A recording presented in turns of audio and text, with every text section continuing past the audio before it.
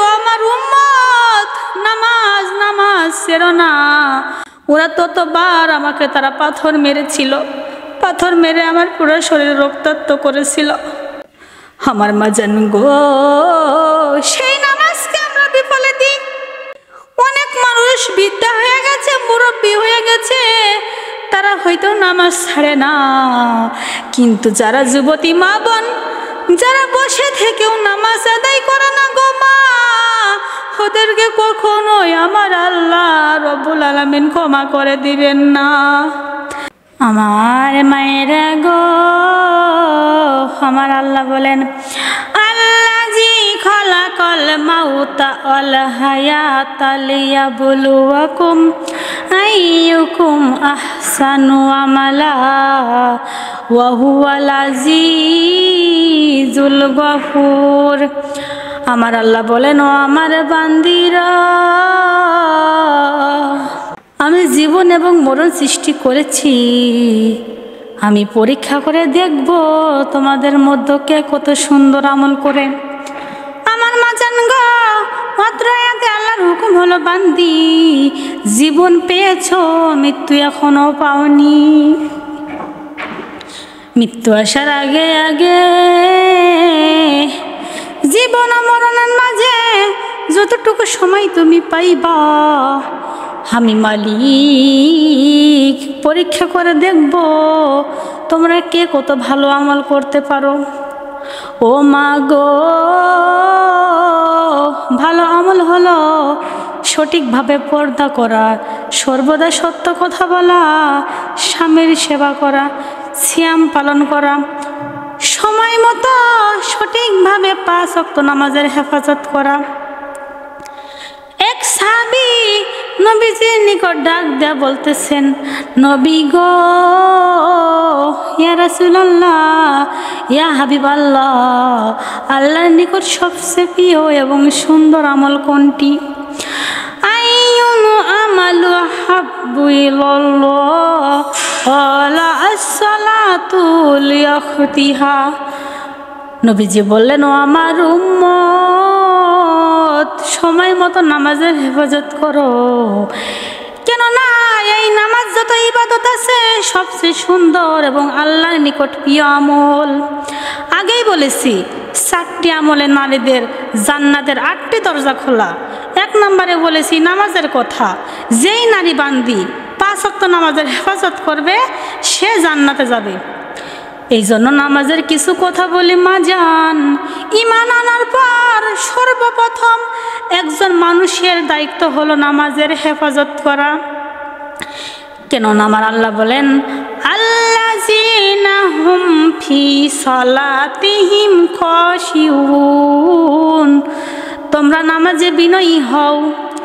কেননা যারা নামাজে বিনয়ী হয়, মনোযোগী হয়, নামাজের হেফাজত করে, ওয়াল্লাযীনা হুম আলা সালাতিহিম ইউহাফিজুন, যারা তাদের নামাজের হেফাজত করে, উলাইকা হুমুল ওয়ারিসুন আল্লাযীনা আরসুনাল ফিরদাউস হুম ফিহা খালিদুন, তারা হবে উত্তরাধিকারী, তারা জান্নাতুল ফেরদাউসে চিরদিনের জন্য বসবাস করবে।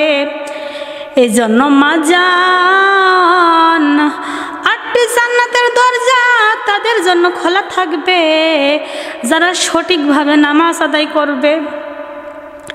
এই নামাজের এত গুরুত্ব মাজান রে,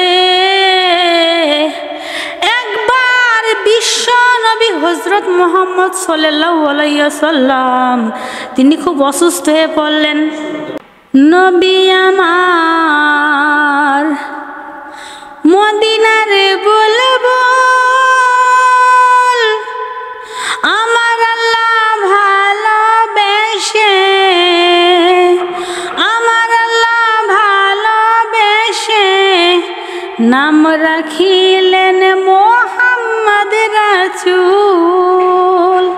শেষ নবীজি না মানিলে থাকবে না ঈমান।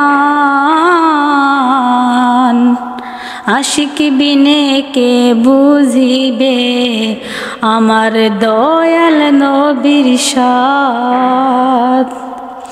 এই নামাজের এত গুরুত্ব মা জানে রে। একবার আমার বিশ্ব নবী হযরত মুহাম্মদ সাল্লাল্লাহু আলাইহি ওয়াসাল্লাম তিনি খুব অসুস্থ হয়ে পড়লেন। হযরত আয়েশা রাদিয়াল্লাহু তাআলা আনহাকে ডাক দিয়ে বলতেছেন, আয়েশা তুমি একবার মসজিদের দিকে তাকাইয়া দেখো তো আমার সাহাবীগুলো কি করতেছে।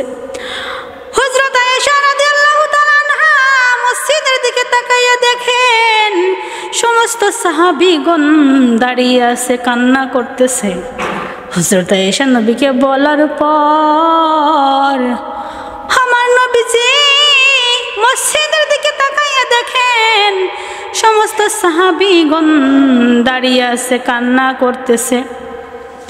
আমার মাজান গো, আমার নবীজি মা আয়েশাকে ডাকতে বলতেছেন, ও আয়েশা আমি তো খুব অসুস্থ গো, আমি তো নামাজ আদায় করাতে পারবো না,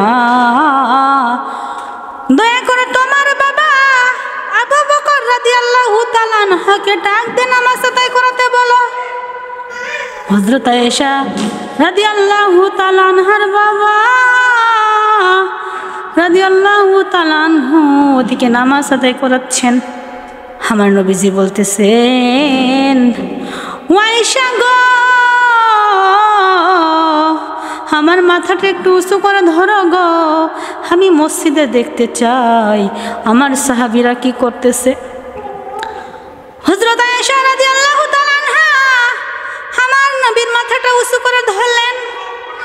আমার নবীজি মসজিদের দিকে তাকাইয়া দেখেন গো মা সমস্ত সাহাবীগণ দাঁড়িয়ে আছে, নামাজ আদায় করতেছে। বলেন আল্লাহু আকবার। এত সুন্দরভাবে তারা নামাজ আদায় করতেছে, এত সুন্দরভাবে সারিবদ্ধ হয়ে কাতার হয়ে নামাজ আদায় করতেছে আর কান্না করতেছে। আমার নবীজি বলতেছে, আয়েশা গো এই কথা মানে এই কথাগুলো শুনতেছেন আমার নবীজি। দুইটা চোখ খুদে দেখার পর আমার নবীজি দুইটা চোখের পানি ছেড়ে দিয়ে কান্না করতেছে। হযরত আয়েশা রাদিয়াল্লাহু তাআলা আনহা বললেন, ইয়া রাসূলুল্লাহ, ইয়া হাবিবাল্লাহ, আপনি কান্না করেন কেন গো, আপনি কান্না করেন কেন? আমার নবী বলতেছেন, আয়েশা এটা আমার খুশির কান্না, আমি রাসূল খুশি কারণ আমার উম্মতরা আজ নামাজ আদায় করতেছে, এত সুন্দরভাবে তারা নামাজ আদায় করতেছে।